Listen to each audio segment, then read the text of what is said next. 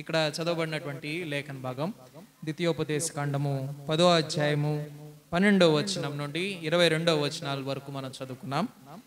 మనం ఏమని చూస్తున్నామంటే మోషే అక్కడ ఉన్నటువంటి ప్రజలకి ఆయన చెప్తున్నటువంటి మాటలు ఇక్కడ మనం చూస్తున్నాం. దేవుని యొక్క గొప్పతనాన్ని తిరిగి మోషే ఐగుప్తులో నుండి వచ్చినటువంటి ఇజ్రాయెల్ ప్రజలకి జ్ఞాపకం చేస్తున్నాడు. ఒకప్పుడు ఎవరై ఉన్నారంటే పరదేశులై ఉన్నారు. అదే మాట 19లో చూస్తున్నాం. పరదేశులై ఉన్నటువంటి ప్రజలు వారిని వాగ్దాన దేశంలోనికి నడిపించబోతున్నాడు. ఆ సందర్భం అది.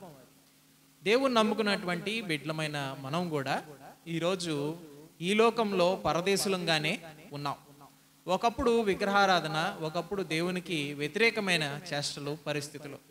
అయితే దేవుడు తిరిగి మనల్ని రక్షించి అదే రూపాన వాళ్ళకి ఎలాగైతే తిరిగి ఆజ్ఞల్ని ఇచ్చాడో అలాగే యేసుక్రీస్తు ప్రభువు వారి ద్వారా ఆయన తిరిగి మనకు ఒక క్రొత్త నిబంధనని ఇచ్చాడు.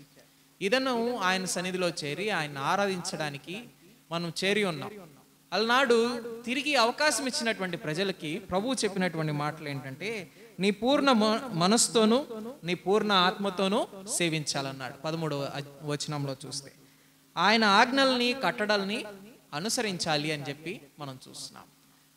ఆయన నిబంధనలో ఆయన ఆజ్ఞలో భాగంగా ఉన్నటువంటి ఆయన శరీరానికి సాదృశ్యంగా ఉన్నటువంటి పాత్రల్ని మనం భుజించే ముందు మనం ఒకరిని ఒకరు పరిశీలన చేసుకోవాలి.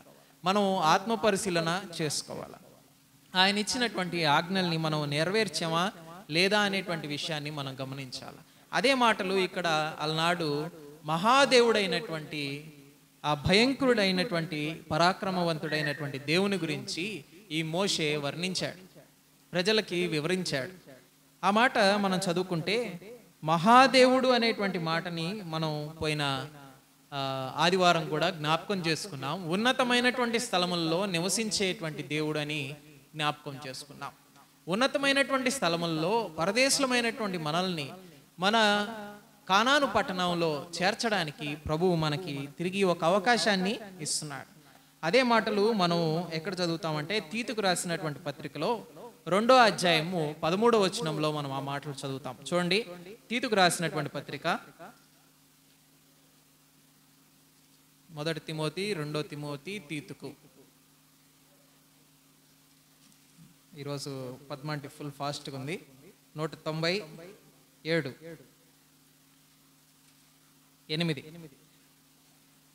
2వ అధ్యాయము 13వ వచనం. అనగా చదువుతున్నారు అందరూ? అనగా మహాదేవుడును మన రక్షకునైన యేసుక్రీస్తు మహిమయు యొక్క ప్రత్యక్షత కొరకు ఎదురు చూచుచు ఈ లోకంలో స్వస్థ బుద్ధితోనూ నీతితోనూ భక్తితోనూ బ్రతుకుచుండవలనని మనకు బోధించుచున్నాడు. ఎందుకు అనే మాట 14లో చదివితే ఆయన సమస్తమైన దుర్నీతి నుండి మనలను విమోచించి సత్క్రియలందు ఆసక్తి గల ప్రజలను తన కోసరము పవిత్రపరుచుకొని తన సొత్తుగా చేసుకొనుటకు తను తానే మన కొరకు అప్పగించుకున్నాడు, అర్పించుకున్నాడు. తను తాను అప్పగించుకున్నటువంటి యేసుక్రీస్తు ప్రభువారు ఇక్కడ కనబడు. నిజానికి ఆయన ఎవరు? ఆకాశమా, మహా ఆకాశమా అని చదివాం ఇందాక. దాని సృష్టికర్త ఆయన. మానవుడు కూడా ఆయన సృష్టే. కానీ ఆయన తన్ను తాను ఏం చేశాడు? తగ్గించుకున్నాడు. ఫస్ట్ ఈ లోకంలో అడుగు పెట్టడానికి తగ్గించుకున్నాడు. తన సృష్టి స్వరూపంలోనికి రావడానికి తగ్గించుకున్నాడు.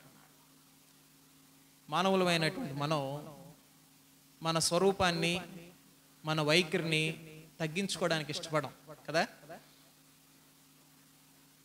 నేను ఇంతకు ముందు కూడా చెప్పాను, 2000 రూపాయల షర్ట్ కొనుక్కుంటున్నా. నేను సడన్గా 500 రూపాయల షర్ట్ కొనుక్కోవాలంటే ఒప్పుకుంటానా? ఏమండి మీరు చెప్పండి. 200 రూపాయలు అయితే ఒప్పుకుంటానా?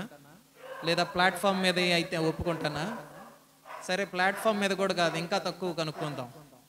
సెకండ్స్లో అమ్ముతారు కదా, అవైతే నేను ఒప్పుకుంటానా? కదా, ఆలోచిస్తున్నారా? లేదా ఒకరు వేసుకొని విడిచిపెట్టిన అయితే నేను ఒప్పుకుంటానా? కానీ ప్రభు ఒప్పుకున్నాడు.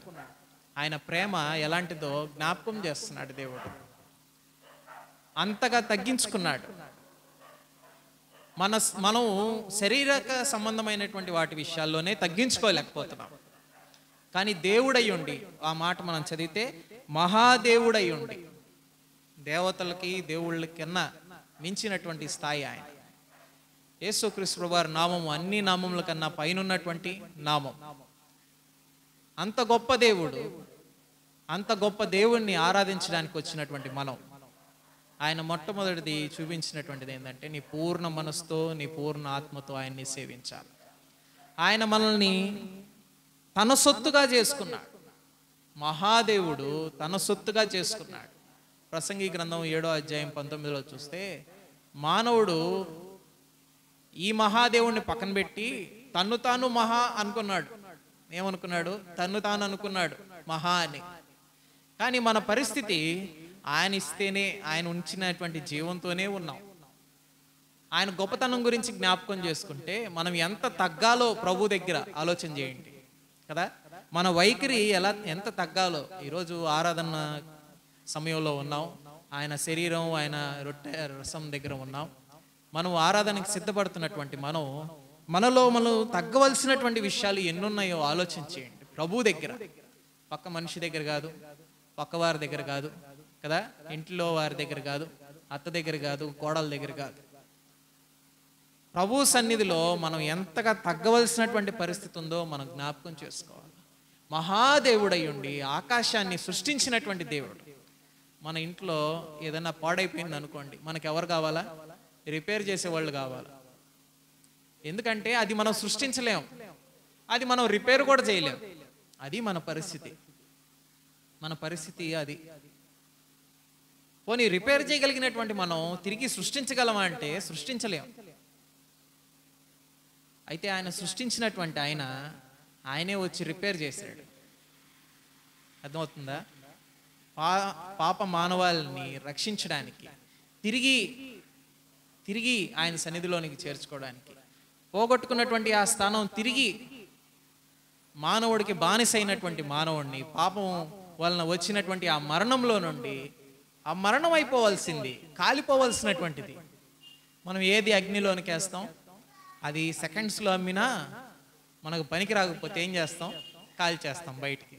దాన్ని తీసుకుపోవడం కూడా వేస్ట్ అనుకుంటే దాన్ని ఏం చేస్తాం? కాల్ చేస్తాం కదా.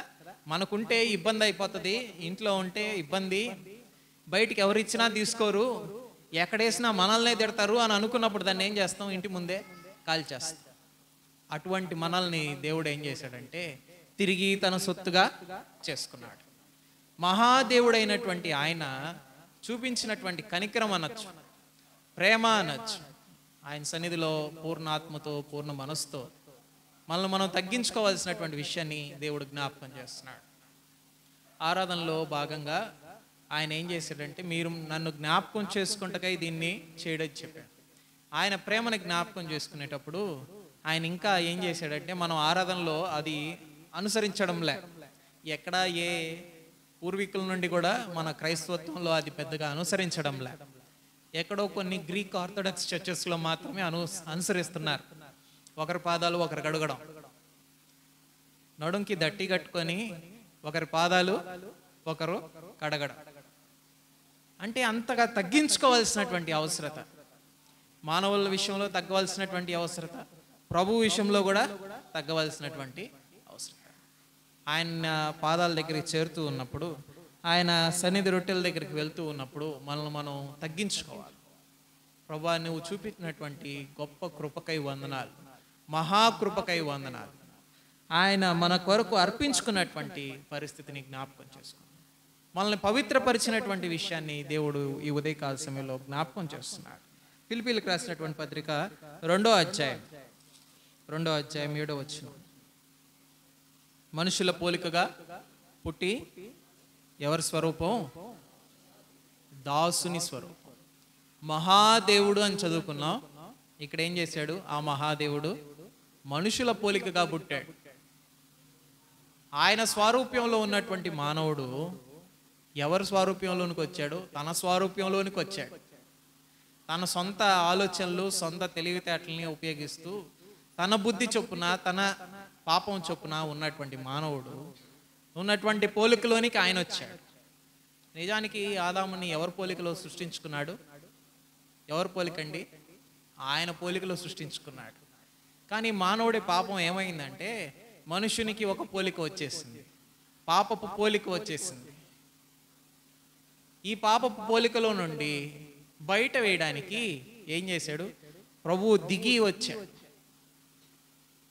మనుషుని పోలికగా పుట్టి ఎవరి స్వరూపం? ఎవరి స్వరూపం అండి అంటే తగ్గింపు కనిపిస్తుంది అక్కడ ఆరాధనలో. ఆరాధనకి చేరొచ్చినటువంటి మనం ప్రభు సన్నిధిలో తగ్గించుకోవాలి. ఎంతగా తగ్గించుకోవాలంటే ఆయన ఎంత తగ్గించుకున్నాడో అంత తగ్గించుకోవాలి.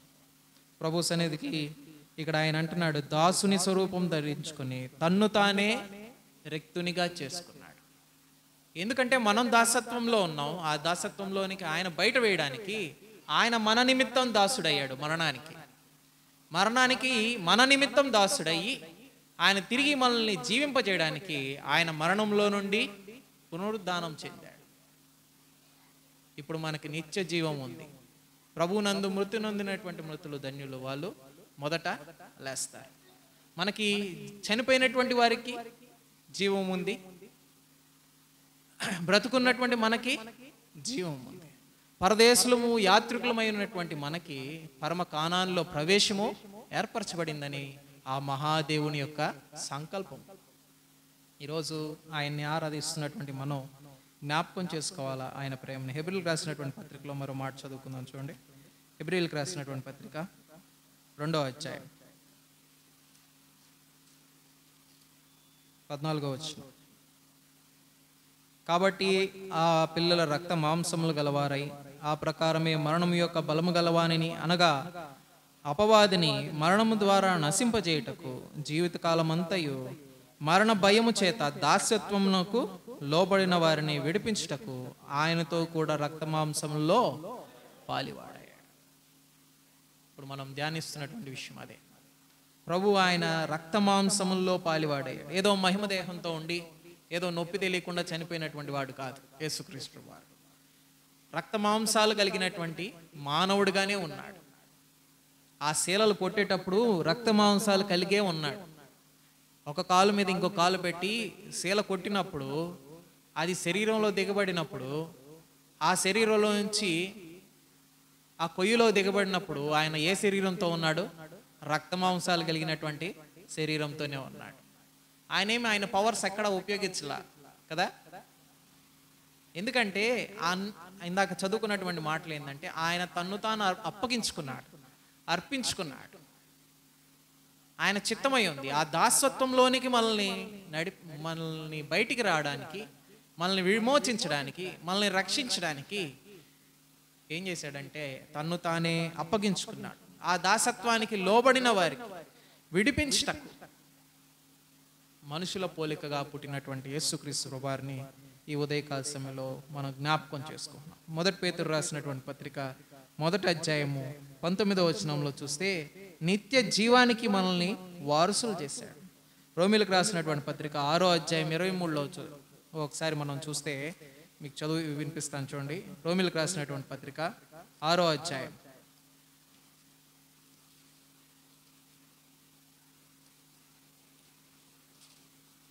6:23 ఏలయనగా పాపం వలన వచ్చు జీతము మరణము, అయితే దేవుని కృపావరణము మన ప్రభు అయిన యేసుక్రీస్తునందు నిత్య జీవముగా మార్చబడింది.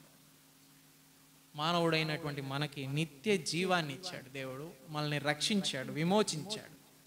లూకా సువార్తలో ఒక మాట చదువుతాను చూడండి. లూకా సువార్త 19వ అధ్యాయం 10వ వచనం. 19వ అధ్యాయం లూకా సువార్త 19వ అధ్యాయం 10వ వచనం. ఈ నశించినటువంటి మానవుణ్ణి వెదకి రక్షించడానికి ప్రభు అయినటువంటి యేసుక్రీస్తు ప్రభువారు ఈ లోకానికి వచ్చాడు. మహాదేవుడైనటువంటి ప్రభు ఈ లోకానికి వచ్చాడు. నశించిపోతున్నటువంటి మనల్ని రక్షించి తిరిగి ఆయన సన్నిధిలోనికి చేర్చడానికి ఆయన ఈ లోకానికి వచ్చాడు. మనల్ని నశించిపోతున్నటువంటి మానవాళిని నిమిత్తం తన్ను తాను సిద్ధపరచుకొని ఎక్కడికి వచ్చాడంటే యెరూషలేంకి వచ్చాడు. ఇంకో మాటలో ఆలోచన చేస్తే బలిపీఠము ఎక్కడనొచ్చు. తను తాను సిద్ధపరచుకున్నాడు. ఈ లోకాన్ని విడిచి వెళ్ళవలసినటువంటి సమయం వచ్చింది. సర్వ మానవాళి నిమిత్తం తన క్రయధనం చెల్లించవలసినటువంటి అవసరం వచ్చింది. మనల్ని రక్షించడానికి తను తానే తగ్గించుకొని, మనం పరదేశులమై ఉన్నటువంటి మన స్థితిని జ్ఞాపకం చేసుకొని ఆయన ఏం చేశాడంటే, ఇందాక మనం చదువుకున్నటువంటి మాటలు, వాళ్ళకి అన్నవస్త్రములను అనుగ్రహించాడు. అయితే ఆయన వస్త్రాలని ఊడదీశారు. కుట్టు లేనటువంటి ఆయన వస్త్రం చీట్లు వేయబడింది. విలువైనటువంటి దేవుడు, గొప్ప దేవుడు, మహాదేవుడు నీ నిమిత్తం నా నిమిత్తం తను తాను తగ్గించుకున్నటువంటి స్థితిని జ్ఞాపకం చేసుకుంటున్నాం. మన నిమిత్తం మనకి ఏదన్నా సమస్య ఆ ఊర్లో వస్తుందంటే, ఆ ఇంట్లో మనకి కాని మాట పలుకుతారు అని అంటే మనం వెళ్తామా ఆ వీధుల్లోకి?